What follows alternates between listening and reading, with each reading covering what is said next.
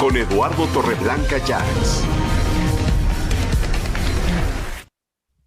Bueno, vamos a este asunto que es importante. Primero, Gabriel, nuevamente buenos días. Dime, ¿qué es Fundación Avina? ¿Cuándo nace y cuál es su objetivo? Mira, Fundación Avina es una fundación creada en 1994, o sea que tenemos ya una mayoría de edad importante, más de veintitantos años. Es una organización que trabaja en temas de desarrollo sostenible y tenemos presencia en 21 países de América Latina, con equipo importante en México, y también trabajamos tenemos oficinas en Estados Unidos, Europa y también programas en el este de África. En México trabajamos temas de apoyo, temas de migraciones, temas de acceso a agua, temas de reciclaje, entonces estamos trabajando con una fuerza interesante en México. Y es muy importante que ustedes, la fuerza y el talento latinoamericano, se haya dado la tarea de analizar cómo se va avanzando en este asunto, las consecuencias de la pandemia y cómo se avanza en el asunto de la vacunación. Y evidentemente, pues no podría ser de otra manera. Esta pandemia nos está señalando la enorme inequidad que priva en el mundo. Eh, Independientemente de la pandemia, hay una inequidad que evidentemente se refleja también en el proceso de vacunación. Mira, yo te diría, la pandemia nos ha desnudado muchas cosas. ¿Y qué es lo más triste, no? Uno, nos ha desnudado la tremenda inequidad que hay a nivel entre países ricos y países pobres. La inequidad que hay al interior de nuestros países. El estado calamitoso de la salud pública de nuestros países, el abandono de lo público en nuestros países. Sí.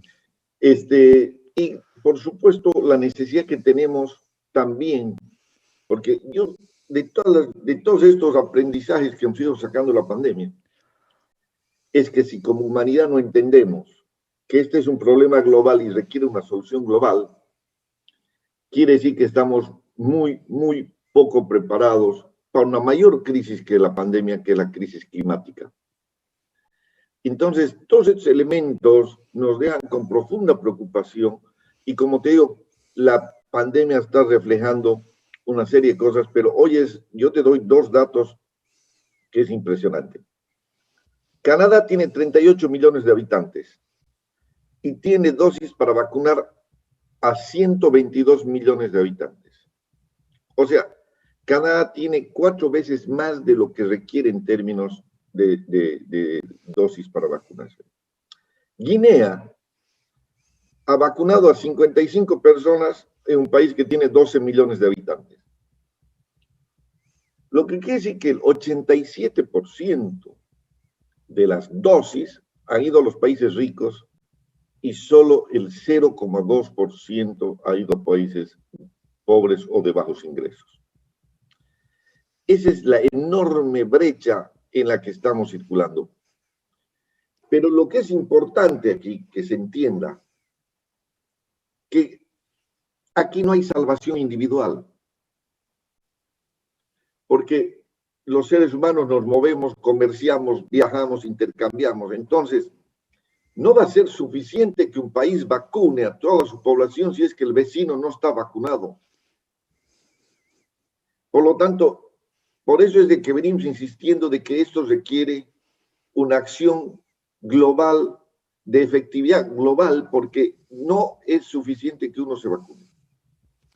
Oye, como ciudadano del mundo, lo digo, lo expreso como periodista, qué inacción sorpresiva, sorprendente, tanto de la Organización Mundial de la Salud como de la ONU. O sea, se echaron para atrás y están como espectadores y no hay nadie que diga, oye, vamos a poner en orden, porque los datos que tú nos das, Gabriel, exigirían un trabajo de organización. Dice, oye, a ver, Canadá, ¿para qué quieres tantas, maestro? O sea, con que cubras el total de tu votación y un tanto porcentaje más que suficiente. A ver, préstalas o revéndelas o préstalas para acá porque vamos a darlas. Porque tú dices, el problema es conjunto y nadie hace, o sea, pocos se preocupan por la inequidad que me manifiesta el proceso de vacunación y distribución de las vacunas. Totalmente. Ahora, lo que se ha demostrado también con esta con esta pandemia, que el problema de salud y de ciencia ha sido resuelto muy rápido.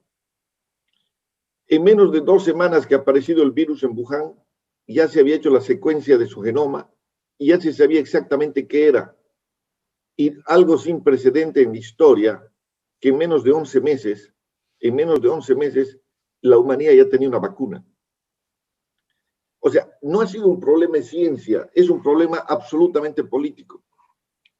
Si uno se da cuenta que los países que mayor problemas están teniendo con la cantidad de muertos, con la cantidad de infectados y demás, son los países en los cuales sus gobiernos no han tomado decisiones apegadas a la ciencia.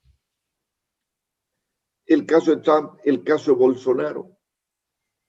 Mira, entre Estados Unidos, México y Brasil tienen casi la mitad de los muertos que generó el COVID a nivel global de estos 3 millones de muertos. Y hoy Brasil está viviendo prácticamente un colapso y ya es una amenaza global porque su presidente decía que era una gripeciña. Entonces, ¿qué es lo que te quiero decir? Que ha sido un problema absolutamente político, como se puede evidenciar. Por lo tanto, yo creo que el otro gran problema que hemos tenido es que no hemos tenido líderes y liderazgos globales que sean capaces de poder conducir un proceso de este tipo. Unas Naciones Unidas en un momento muy débil y una emergencia de los nacionalismos como los Trump, los Bolsonaro, que primero América, primero Brasil, primero Estados Unidos, primero los italiani, todos esos discursos nacionalistas, cuando en realidad lo que hubiéramos necesitado hoy eran líderes con visión global y una capacidad de generar una articulación y la colaboración a nivel global que hubiera sido distinta. En China, el presidente chino, que bueno, no se cuece al primer hervor, ¿no? Es muy abusado y muy agresivo. China siempre ha sido un imperio muy echado para adelante. Habla ya de un nuevo orden económico internacional. Ya puso el asunto. Pero fuera de China nadie ha hablado de que, bueno, vamos a reorganizar este asunto. Y hay una iniciativa COVAX, ¿no? Esta iniciativa teóricamente habría de equilibrar un poco el asunto de la distribución de las vacunas al mundo. ¿Por qué no funcionó? Bueno, es un acuerdo voluntario. También hay acuerdos como el CETAP, que es el acceso mancomunado a la tecnología contra el COVID. Pero claro, aquí hay varias complejidades. Por un lado, se está pidiendo que se liberen las patentes.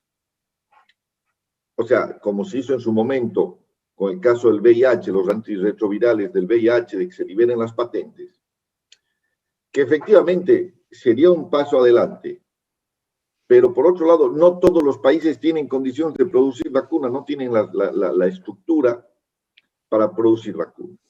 Por otro lado, tenemos que plantear el debate si queremos que la vacuna sea un bien de consumo o un bien público. Por el momento es un bien de consumo, que se negocia en el mercado de la manera más cruda, como una oferta y una demanda. Por lo tanto, no hay que olvidarse hoy que el bien más preciado que tiene la humanidad es la vacuna. Porque es la única forma entre la vacuna, el distanciamiento y ciertas prácticas de bioseguridad la que nos va a permitir llegar a esa inmunidad de rebaño.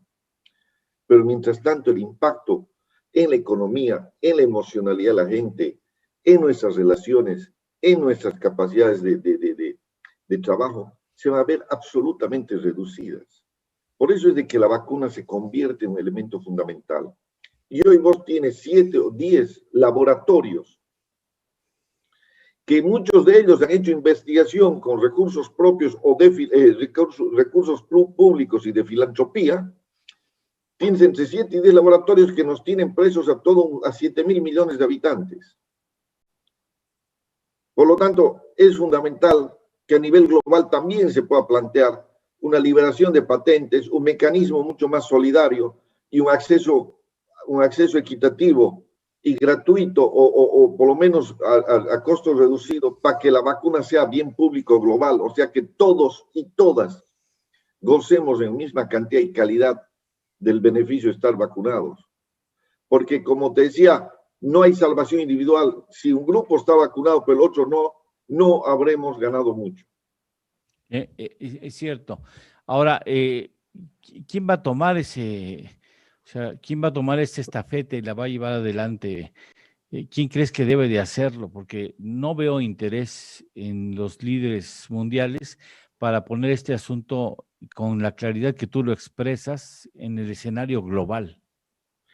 Mira, por lo menos lo que quisiéramos nosotros es que los líderes latinoamericanos, los liderazgos latinoamericanos, se puedan poner frente y liderar el sur global en este tema. Yo lo que te decía, en ningún lado ha golpeado tanto la pandemia como en nuestra parte del mundo. En Latinoamérica el impacto de la pandemia es brutal. Por lo tanto, necesitamos que los líderes políticos nuestros tengan la visión de poder colaborar a nivel regional y poder hablar juntos en el resto del mundo. Y lamentablemente, ahorita están más sometidos a la diplomacia de las vacunas, si van a hacer la vacuna, la Pfizer, la Sinovac, la Sputnik, cuando en realidad lo que necesitamos es que haya la vacuna, no la industria y la procedencia de la vacuna. Ahora, ¿qué podemos hacer en América? Hablas de un liderazgo en América Latina, híjole. Yo no quiero despreciar a nadie, pero yo no veo liderazgos en América Latina. O sea, no un liderazgo, es el liderazgo que arrojado jala a los demás, ¿no? Y es capaz y tiene la autoridad moral para hacer un llamado a nivel mundial. O sea, qué triste. México solía ser líder en América Latina, solía ser líder y hemos abandonado ese liderazgo. Teníamos el peso moral para hacer propuestas a nivel internacional. Tenemos tamaños para enfrentarnos al Norteamérica, ¿no? Y decir, no, Cuba se queda, ¿no? Y, o sea, teníamos ese arrojo, ¿no? Por eso dio un enorme prestigio la política internacional. Ahora ya, la hemos abandonado, ahora no, estamos haciendo otro tipo de cosas, pero bueno, también refleja, y con esto despido esta parte porque me gustaría que siguiéramos teniendo reflexiones de tu parte sobre más adelante en días posteriores. El asunto también demuestra que no es cuestión de lana, o sea, no es cosa de tener dinero y comprarlo. O sea, porque hay países muy pobres que han avanzado de manera importante. Por ejemplo, la economía de México es muy superior a la de Chile, y Chile va arriba de nosotros, ya termina en unos días más, y México va para un año más, hará un año más. Y hay países que, Alemania, sorpresivamente en Alemania, van muy atrás, igual que muchas naciones europeas van atrás. O sea, ¿de qué crees que dependa la eficiencia en la vacunación? No es una cuestión de dinero solamente. Mira, lo que hemos aprendido también de la pandemia es que las sociedades tienen que empezar a seleccionar a liderazgos transparentes, eficientes, eficaces. Aquí ha sido fundamental la eficacia de los gobiernos que efectivamente, cuando uno se pregunta por qué Canadá compra 5 veces más vacunas de las que necesita, porque en un momento de incertidumbre, los gobiernos no sabían qué vacuna iba a funcionar, porque nunca habíamos visto que en 11 meses se pueda fabricar la vacuna. Entonces ellos empezaron a negociar y a asegurarse, porque si no funciona otra, tal vez funciona la otra, y de esa manera han quedado con esta acumulación. Pero vos has tenido, como muy bien dices, gobiernos pequeños o economías chicas, eficientes, con gobiernos eficaces que han negociado las vacunas con los laboratorios, han comprado y se han asegurado. En cambio, vos tienes otros países que estaban en la disputa si se alineaban a la vacuna de un bloque o si no a la del otro, y se han quedado sin nada. Segundo tema que es fundamental, la ejemplaridad de los líderes. Vos fíjate que los líderes que han trabajado en función a la ciencia y con ejemplaridad es donde las cosas han ido distintas. Ejemplo, Nueva Zelanda. En Nueva Zelanda, la primer ministra dijo, yo me voy a vacunar cuando me corresponda, tengo 40 años. Primero están los médicos, los personal de emergencia, y están la gente de la tercera edad. En fin, vamos por orden. ¿Qué hemos tenido en nuestros países? Vacunatorio VIP, vacunatorio Gate, o sea, una serie de cosas. ¿Qué ha mostrado eso? Que detrás de eso también persiste esta lógica, la cultura, el privilegio. Y ellos no es que se han saltado la fila del circo, ellos se han saltado la fila para que le podría haber correspondido a un médico que está en terapia intensiva o a una persona, un adulto mayor. Y finalmente, para cerrar, te doy el dato, según la última estadística que tenemos, México terminaría al ritmo actual, en 46 semanas, terminaría de vacunar su población.